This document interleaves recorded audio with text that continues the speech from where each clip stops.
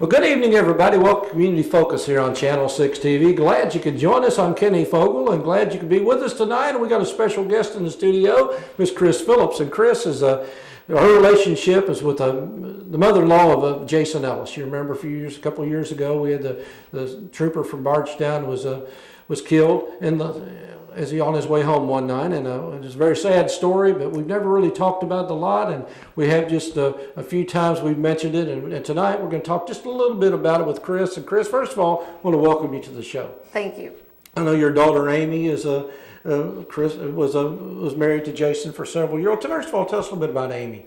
I know she grew up here in Nelson County. Grew up. She's a hometown girl. Was active in cheerleading and the school, loved it here, and Jason followed her back here and fell in love with this community. Had offers other places, but really loved this community. Now she met Jason at college. In college, he was on there on a baseball scholarship, which he was also could have played golf. And but he chose baseball. It was his love, and he's in the Hall of Fame there. A big Cincinnati Reds fan, or I guess he's from that area, wasn't he? Yes. Well, he's from Cincinnati, so he is in Cumberland's Hall of Fame for baseball. Yeah, I saw that. And he actually that was before he was killed. He got to go, and that was a big highlight of for him. Well, somebody in baseball, somebody athletic like that, I mean, there's a lot of avenues they could have took, but he chose to be a police officer. I mean, that takes a special person, first of all, to do that, but was it a difficult choice for him, or did he ever talk about it? No. I begged him to come and work for me, because he worked in a summer for me, and he really, truly loved being a canine officer. It was another dream of his, and that he was living the dream. Loved this county, loved the people, loved working as a coach with the Little League, and he was having a good life. Really was. So Amy brought Jason home, and you fell in love with him right away, or was it one of those that this guy's a little bit hard to take, or how was he? I was hard on Jason, I'll be honest. That's my daughter, my only daughter. Exactly. I was hard on him. And he gave it right back to me. And, and then he would bring all of his friends from the police department home. And so then, of course, I got, to be friends with them as well, because Jason was that kind of guy. He always had friends wherever he went. The man... people loved him. Yeah. Well, since they're a Reds fan, he has to be great, because I was a Reds fan myself. Yeah, that's true. So that's true. I always admired anybody that. But a baseball player played golf, but ended up in law enforcement, and loved it. And Bardstown became home when Amy brought him back. Yes, that was his home. Yes, it was truly. He wanted his boys, to be raised in the country, and to, he loved that the country life. He loved it. He started hunting and, the whole 9 yards, Turned him into a country boy. Yes, sure did. Well, I know it was a difficult situation, obviously, when this tragedy happened. And it was something that's, I'm sure, been very traumatic on your entire family. You have no idea. If you can just put yourself in our shoes, a terrible, terrible crime. You don't know why. There's no answers. It's something I hope that no one else has to go through, but of course does. Yeah. But you can't until you've walked those shoes. And well, obviously, as a police officer, every time you left the house, you never knew what was going to happen, because that's a very dangerous job, but you still never expect it. No. In fact, the conversation had came up before, and he didn't fear that. He really felt like, it was always a risk, but he didn't have that fear of that because of where he's at. And I think that's one reason that he liked staying here, small town. You thought small town drugs, small town crimes, nothing so violent as you see on the television. And then here we are. Yeah. Here we are. Yeah. You know? And he left, I mean, Amy, and you had several small children as well. Yes. So, and I know that's got to be difficult every single day, just to cope with that. Yes, it is. But again, you don't expect it, but what happens next, I guess, is the question, because we all hear the rumors, we all hear the things. The police are not able to talk because it's an ongoing investigation, but I'm sure you hear everything too. Oh, yes, the vicious rumors, the terrible people that you would never expect would be, spreading vicious lies. Very, very disappointing. Very, very disappointing, because the funeral was awesome. People stood behind us, supported us, and then all of a sudden now you hear all these rumors, and they're rumors. Mm-hmm. They are absolutely vicious lies. And it makes you wonder where they come from. And what's really frustrating is that someone here knows and can solve this crime right now. There were no witnesses, but the people that did it. So the police are frustrated because no one will come forward. No one. They're silent, and they know they're silent. And if that one single person, it may not be directly related, but in some way would just come forward.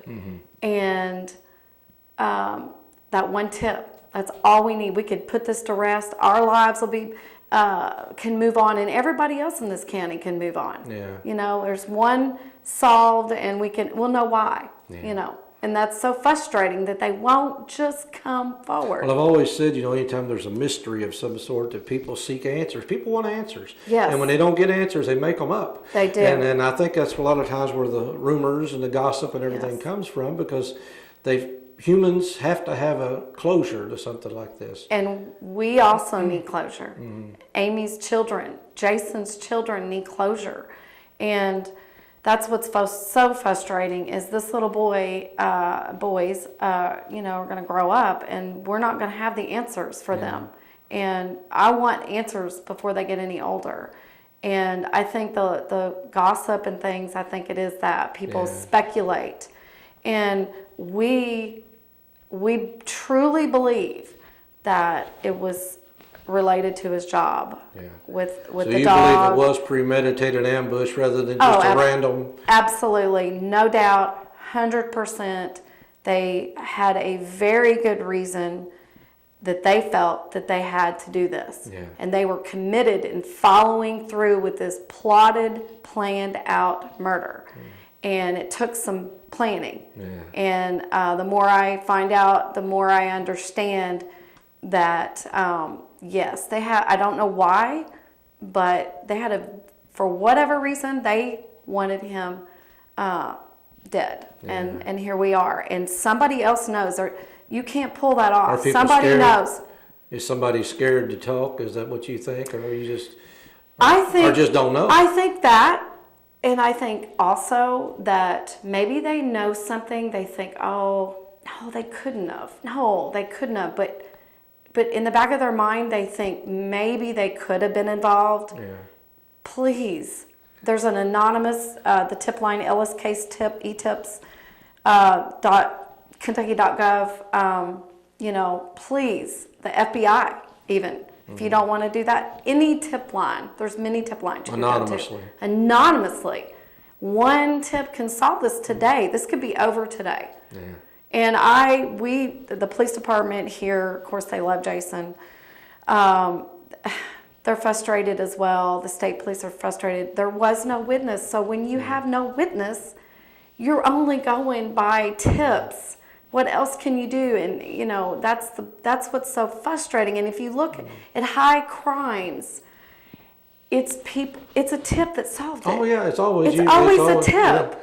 Yeah, even though it's the crime shows, it's always somebody that's... Somebody calls it, somebody knew something and finally comes forth.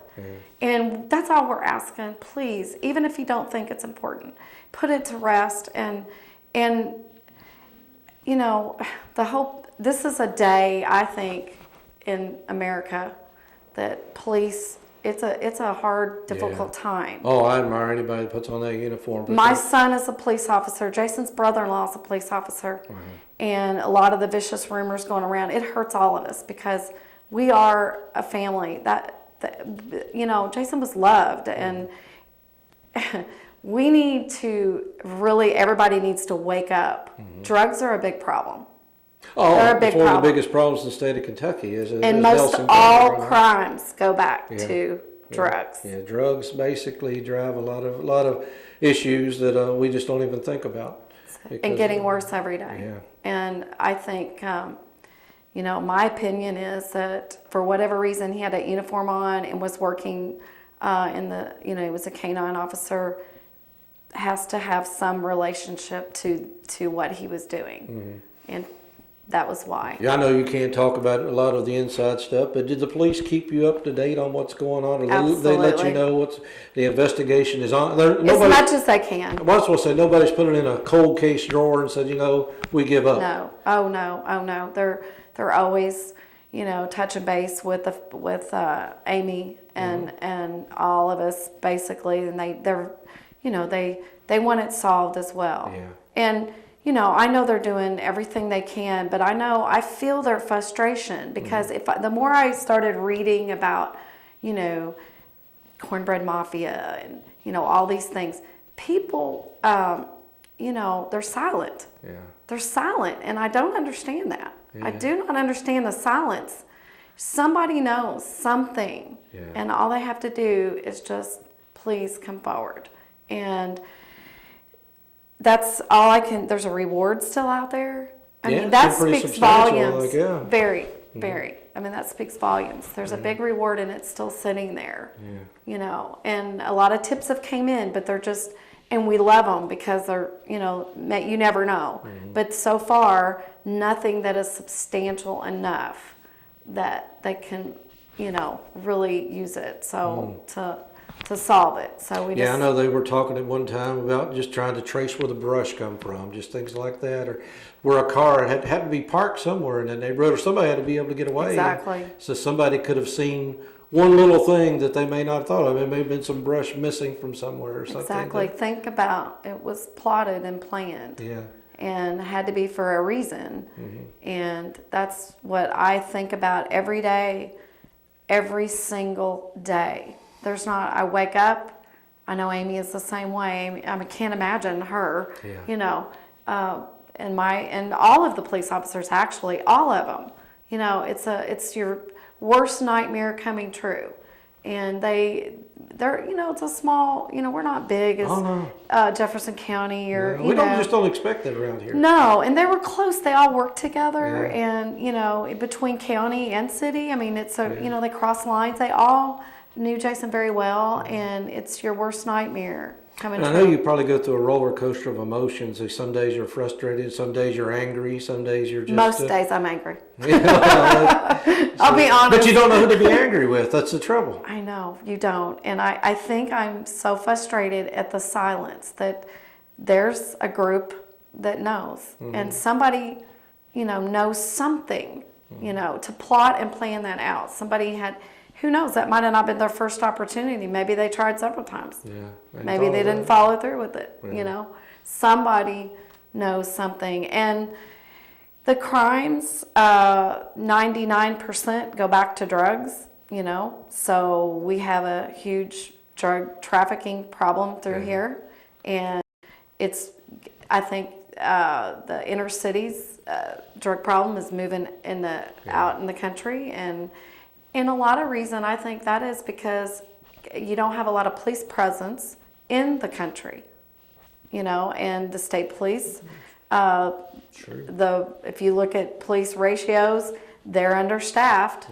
And I truly believe if the budget was bigger and they put more officers, state police, that running up and down the roads, being more visible, they're, let's all face it, they're underpaid and overworked and underpaid. I understand. That's another big frustration I have is why can't we put more money into the state police? Because we are a very large county.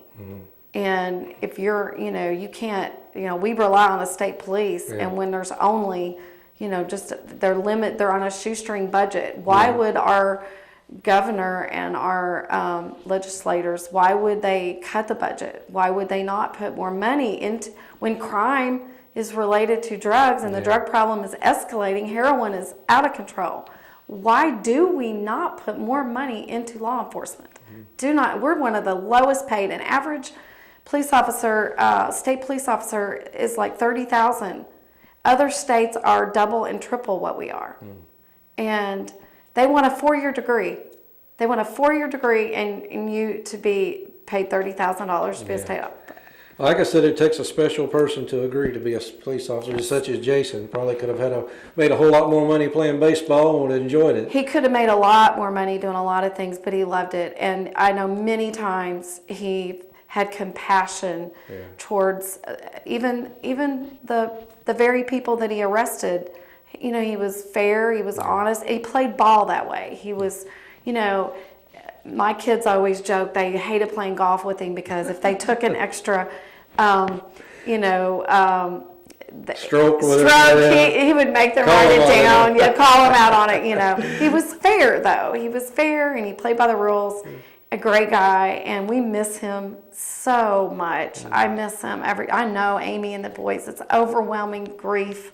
Well, we didn't bring him in here with you, but I know you got Figo with you. And that's Figo. Figo. Okay. He's his faithful dog that got nationwide coverage. Yes, Figo. Figo's doing well. He's getting a little older, and I help Amy with him. It's another child, so I help her, and he stays with me a lot, and the boys love him. And I wish he could talk. I wish the dog could talk. Yeah. He had a lot. If you look up, he had a lot of very successful, very lucrative arrest, and was doing a great job. And Jason loved that. Loved it. Yeah. And like I said, he loved his job and was very committed. Very committed. And I'm hoping someone else can help us and be committed to just call in, please. Just give a call with the Bardstown Police Department, State Police, and you can give them a number. They got a 1-800 number. Our Ellis Case E-Tips at Kentucky.gov. So if anybody out there knows even the slightest thing, or even have a hint, and again, rumors and gossip may even play into this. If you've heard of somebody talk or think you may know an answer, nothing's too small. So. Well, I do appreciate Chris, you coming in here today. I know it's difficult. I know it's difficult to even come in here and talk to us. It is. But it puts a smile on my face thinking of Jason. Well, that's the thing. It's just a wonderful thing about you celebrate somebody's life instead of dwell so much on losing them, even though it has to be extremely painful. There's no question about that. He deserves something. Yeah. He deserves. Well, he deserves all our respect and honor just simply for what he was doing and obviously, very few of us put ourselves lives on the line like he did, and he knew what he was doing and knew what he put himself into and was willing to accept those challenges and risk. And there's many more out that work for the county and the city that they put their lives on the line every day. They're a family, and I know they are. They're all grieving, and hopefully we can put some closure to this at some point. Well, Chris, thank you for coming in. Pass on all our condolences again to Amy and the family, and we do appreciate you being here. Thank you. Stick around. A lot more to come here on Community Focus with Chris Phillips here with us, the mother-in-law of Jason Ellis, and we do appreciate you tuning in, and we'll be back in just a few minutes here on Community Focus. Be right back.